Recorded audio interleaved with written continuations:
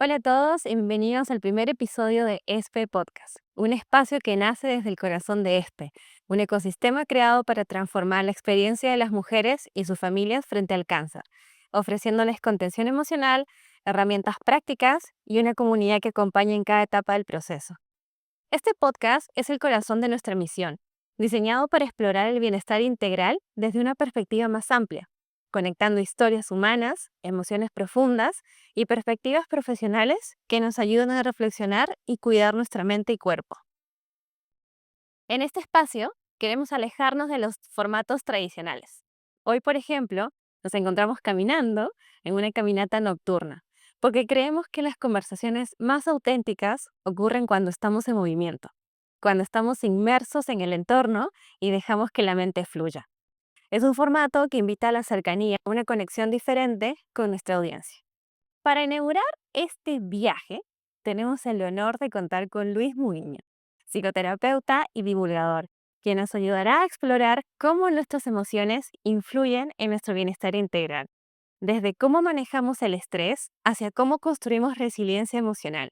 Esta conversación promete ser tan enriquecedora como inspiradora.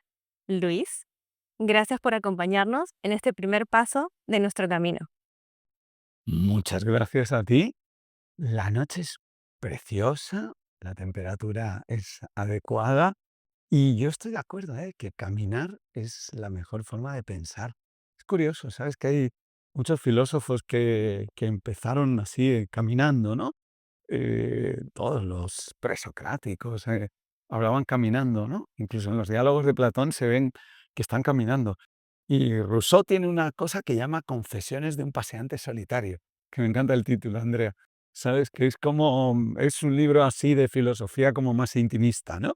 A mí me gusta mucho lo de hablar caminando. Estoy contigo, ¿eh? Se piensa y se siente quizás mejor. O sea que fluimos mucho más mientras que lo hacemos. Y justo mencionabas un poco el tema de la temperatura. Hay algo que me encanta de poder contextualizar dónde estamos. Así, recién lo comenté, estábamos un poco en una caminata nocturna. Nos encontramos en este momento en Lima, Perú, y estamos caminando en el Parque El Olivar. La temperatura, ¿qué dijimos? Unos 20 grados, unos 20, 25 grados. Perfecto. Me gustan mucho los olivos, son como árboles emblemáticos para mí, porque son así nudosos, rugosos, ¿verdad? Son como árboles muy auténticos. Yo hay otro tipo de árboles que son bonitos, ¿ah? Pero parecen diseñados, ¿no? Los olivos son como árboles reales, orgánicos. Es como la madre naturaleza haciendo las cosas despacito y de una manera imperfecta, como los seres humanos. Me gustan. Yo creo que los olivos son como los seres humanos reales, los que a mí me gustan, ¿no? Los que han pasado por cosas malas, han pasado por cosas buenas y son realmente imperfectos. Esos son los que a mí, por lo menos, me atraen. Pero vamos a meternos un poco más de lleno a lo que vamos hoy. Me gustaría que nos ayudes a entender algo esencial. Hablamos mucho de la conexión entre nuestras emociones y nuestro bienestar integral, pero a veces no es fácil comprender cómo esto se manifiesta en nuestra vida diaria.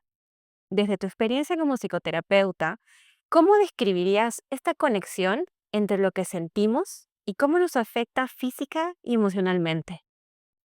Vale, yo creo que está ahí, siempre, y que no hay ninguna forma de librarse de ello.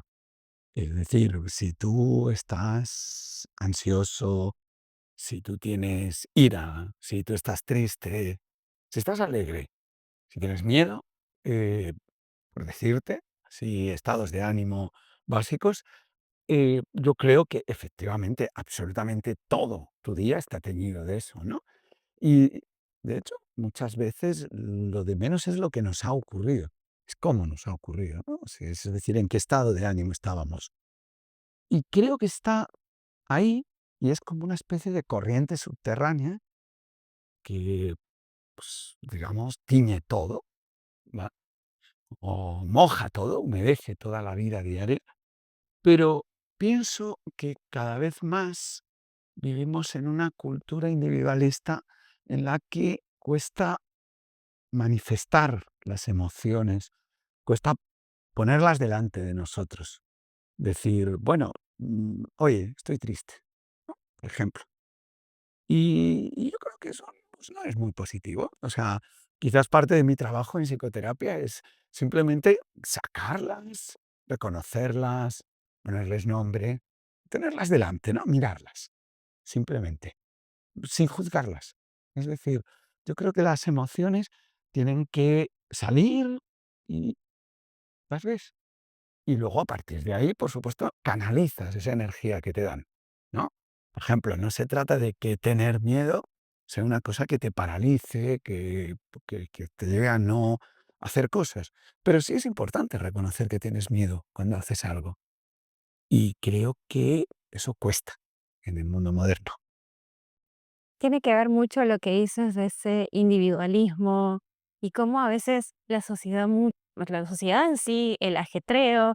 Hace poco hablábamos de nuestra ciudad, Lima, de lo que significa vivir aquí, no calcularle el tráfico. Y con eso hablo un poco de la sociedad, de que vivimos quizá inmersos en el día a día, en lo que nos pasa, también las adversidades, y no tenemos ese pequeño espacio de desconexión. Dígase igual conexión, porque mientras que te puedes desconectar, te puedes volver a conectar contigo.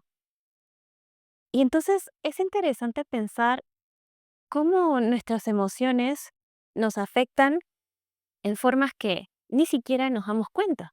Como comentaba hace un poco, ¿no? El tema de, ay, el caos, ay, lo que pasa aquí en Lima. Por ejemplo, el estrés es algo que muchos vivimos día a día, pero no siempre entendemos su impacto, el impacto más profundo, el que nos hace directamente al cuerpo quizá. Desde tu experiencia, ¿cómo dirías que el estrés y las emociones difíciles se reflejan en nuestro bienestar integral? ¿Y qué señales podríamos observar para identificar que están afectándonos más de lo que creemos?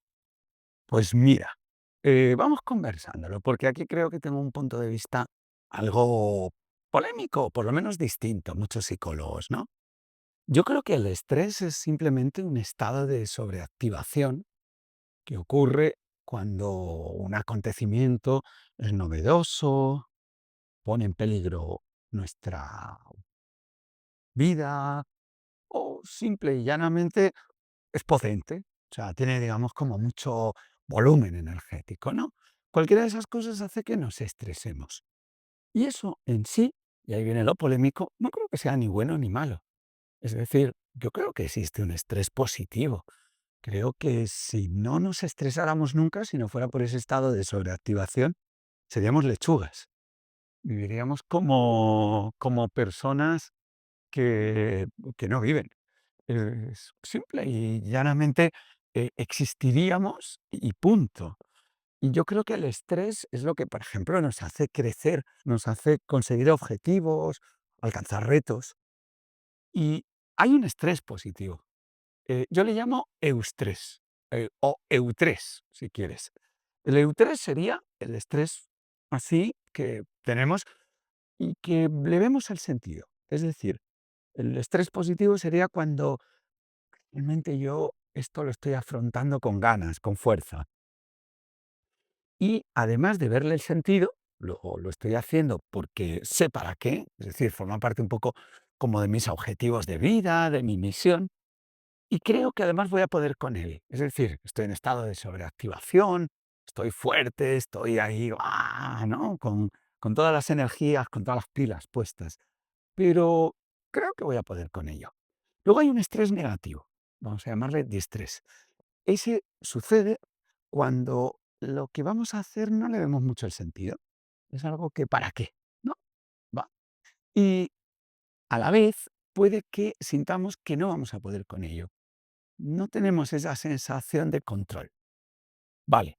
¿Qué puede ser estrés negativo? Por ejemplo, el tráfico. ¿Vale? Ya que estamos en Lima y que parece un gran problema, nadie le ve sentido al tráfico, ¿no? No lo ves como un reto, como una misión, que no es como algo que forma parte de tu, ¿no? De tu proyecto vital, sea cual sea, ¿no? Pues oye, pasan las cosas que pasan, quiero ir hacia aquí y además el tráfico me molesta.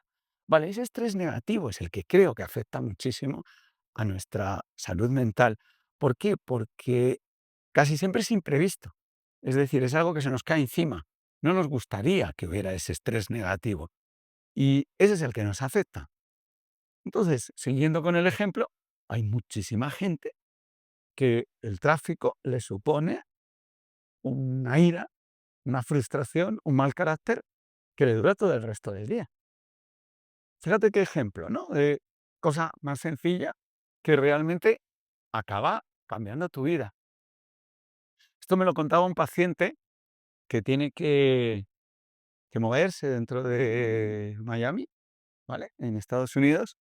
Y bueno, es médico y le lleva 1 hora y pico de tráfico todos los días de ida y otra hora de vuelta a su hospital. Y él lo recuerda como la peor cosa que le pasa en este momento en su vida. Y me parece muy sabio de su parte, porque la mayoría de la gente no nos damos cuenta de cuánto nos afecta. Efectivamente, estoy seguro de que 1 hora y media de ida y 1 hora y media de vuelta todos los días de tráfico probablemente ya te cambia el día a mal. Yo creo en el EU3. Yo creo que cuando decidimos, oye, voy a por esto, le damos el sentido, es una misión, venga, es parte de mi proyecto. Está bien, ¿por qué no? Es decir, dale, pues sí, va a haber una activación del sistema nervioso autónomo, vas a estar más ansioso a ver si sale o no, el corazón va a latir más deprisa, pero bueno, está bueno, ¿no? O sea, no sé, es por ejemplo, un reto laboral, ¿no? Yo puedo estar estresado cada vez que, no sé, tengo un paciente difícil, por ejemplo, que luego sale y ¡guau! Pero el problema del mundo moderno, creo, es que nos plantea un montón de estrés que no hemos elegido, que nadie ha pensado en él, que no nos han preguntado. Sabes que me encantó el término eutresado. La verdad es que, para serte sincera, nunca lo había escuchado, pero sin embargo, el que sí venimos profundizando, por lo menos de ESPE, es el distrés. Mm, Cuando vemos la parte más clínica y cuando vemos el factor del distrés en nuestro cuerpo y cómo esta conexión cerebro-estómago en sí, todo el sistema inmune hace su magia, entre comillas, bueno, hace su trabajo, el mal trabajo, pero son cosas que nos están pasando día a día y, como bien decíamos, a veces no somos capaces de identificarlo, porque cuando lo identificamos y ya tenemos estos factores quizá negativos, ya estamos empezando a hacer un cóctel en nuestro cuerpo. ¿cierto? Y lo que has citado tú, efectivamente el estrés, vamos a llamarle como el término neutro, ¿no? Inevitablemente afecta al sistema digestivo, afecta al sistema circulatorio, es decir, tu corazón se va a activar, probablemente pares la digestión y eso, bueno, al final, si lo haces 20 o 30 veces a lo largo del día, pues no funciona muy claro, ¿no? Robert Sapolsky tiene un libro muy divertido, ¿Por qué las cebras no tienen úlcera? ¿Vale? Y él dice, las cebras, eh, como la inmensa mayoría de los mamíferos, podrían tener úlcera de estómago, igual que la tienen los seres humanos, pero no la tienen. De hecho, parece ser que los únicos que tienen ese tipo de enfermedad son los humanos y creo que los babuinos, que tienen también una vida social muy compleja, ¿no? Vale, ¿qué les pasa? Él lo cuenta muy bien. Eh, una cebra, viene un león a comérsela, y pueden pasar 2 cosas, puede que se la coma, y en ese caso se le ha pasado el estrés para siempre, obviamente, ¿vale? O puede que no se la coma, en todo caso, pues va a pasar página la cebra, ya está, se libró, se acabó. Y eso le ocurre una vez, a lo mejor en semana, por ejemplo, ¿vale? Y poco más. El resto del tiempo no tiene estrés. Claro, ¿qué sucede con los seres humanos? Que el estrés es cotidiano. Esto mismo sucede 30 veces al día. 30 veces al día hacemos lo que se supone que es un estado de alarma, un estado de sobreactivación generalizada preparado para suceder puntualmente. Lo que también ocurriría en el Paleolítico, por ejemplo, con el ser humano. En el mundo moderno tú te puedes estresar, vamos a verlo como término neutro, 20 veces al día, no exagero. Vale, para mí el problema es que 18 de esas son distresantes. Es a lo que voy, ¿no? Es decir, te suceden de repente pues como el tráfico, de repente no lo esperas y dices, no, otra vez, hora y media para llegar a no sé dónde, ¿no? Ok. eh, y además te enervas, te enfadas contigo misma por tener ese estrés, porque es de estrés, no eres de no. Eso yo creo que es el problema y lo que tiene que ver con un estado de salud, porque ese sí que hace, por ejemplo, las úlceras de estómago, por ponerte un caso, ¿no? Claro, la gente que veo mejor en ese sentido, fíjate, Andrea, no es aquella que no tiene estrés de ningún tipo. Que mucha de la gente que no tiene estrés de ningún tipo, yo la veo muy aburrida. O sea, que tampoco, ¿sabes? Es decir, sí, vale, tú vives en un pueblecito de no sé dónde y tal, no tienes estrés, ya, vale, pero a lo mejor, como no hay nada estimulante en tu vida, lo que estás es muy hastiado. Y eso tampoco creo que sea bueno para los seres humanos. No, la gente que veo mejor es gente que tiene bastante estrés, pero es eutrés. Es decir, son cosas que él elige o ella elige y lo hace de forma voluntaria, le ve un sentido, va hacia algún sitio, etcétera. Por ejemplo, es el caso de, yo que sé, un médico que ama su profesión. Probablemente tiene muchos momentos de eustrés, es decir, de estrés positivo, pero estrés a fin de cuentas. No, ok, pero lo ha elegido. Y cree que va a poder con ello y, de hecho, casi siempre le sale bien. ¿Y hay alguna herramienta o estos tips de Luis Muiño que nos puedas recomendar? Porque entiendo que para algunas personas esta identificación de dónde se encuentra en este momento o en qué estado se encuentra no es percibible, no es autopercibible, es como, ay, hoy quizás estoy pasando. ¿Estoy en estrés o no? ¿Y hay alguna manera de poder identificarlo por nuestra cuenta? Bueno, sabemos que desde la meditación y sobre estas prácticas hay un montón de herramientas, pero para quienes quizá no están sumergidos y sea más de lo cotidiano, un mix de sesiones de Luis Muiño, como digo, tips, ¿hay alguna herramienta que puedas recomendarnos? Mira, has dicho que algunas personas no lo perciben. Fíjate, ahí te rectifico. Creo que nadie lo percibe. Es decir, el estrés está hecho para no ser percibido. Cuando tú estás en estado de alarma, lo que tienes que hacer es poner todos los recursos del organismo a lo bestia para solucionar ese estado de alarma. Y en ese momento lo mejor es que no te des cuenta de cuánto esfuerzo estás haciendo. Es bueno que no percibamos el estrés. De hecho, creo que es la razón por la que puedes de repente, porque te está persiguiendo un ladrón o alguien, saltar una valla que jamás hubieras saltado si no estuvieras en estado de estrés. Claro, o sea, si está bien hecho. En ese momento, cuando estás saltando la valla, lo mejor es que no digas, uff, mis músculos son incapaces de aguantar más. ¿Qué va, qué va? Aguantas y no sabes cómo. No, esto es imposible, no lo haría nunca. ¿Qué va, qué va? Lo haces. Precisamente porque ignorabas que no lo podías hacer. Es muy bueno que el estrés no sea, digamos, autoconsciente.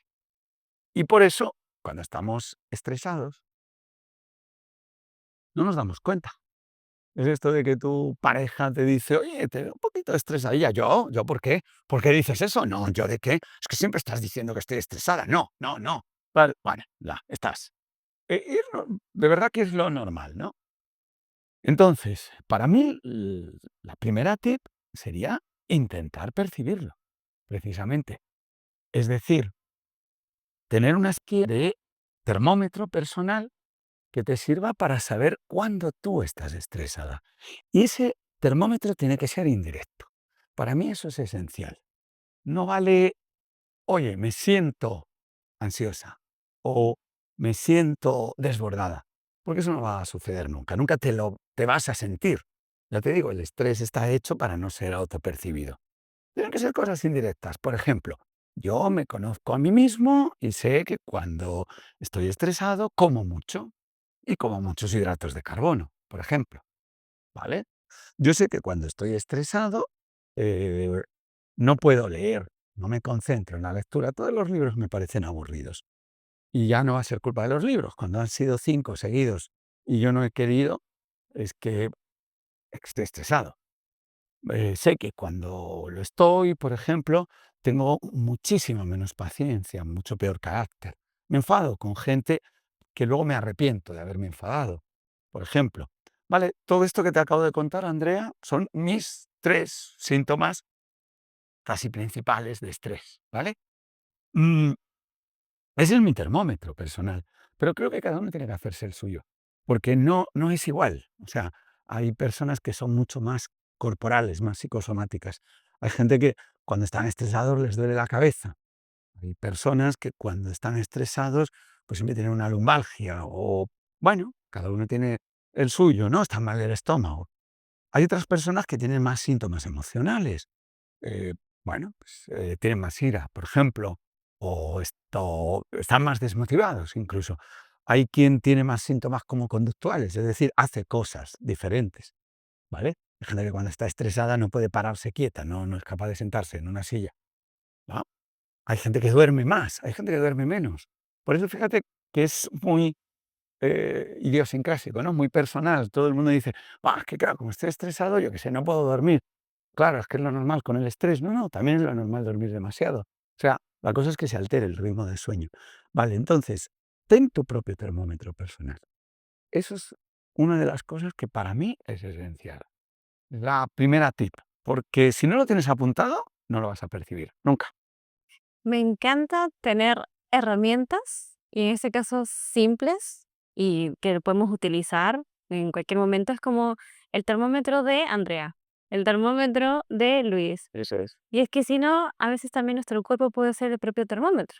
Sí, esta frase tan común de lo que la boca calla, el cuerpo habla. Pero ya ahí estamos hablando de quizá un estadio de estrés mucho más alto, en donde pues hay manifestaciones que quizá en estas em, no haberlo percibido como autoconciencia, si se quiere, o no haber podido desconectarse para conectarse.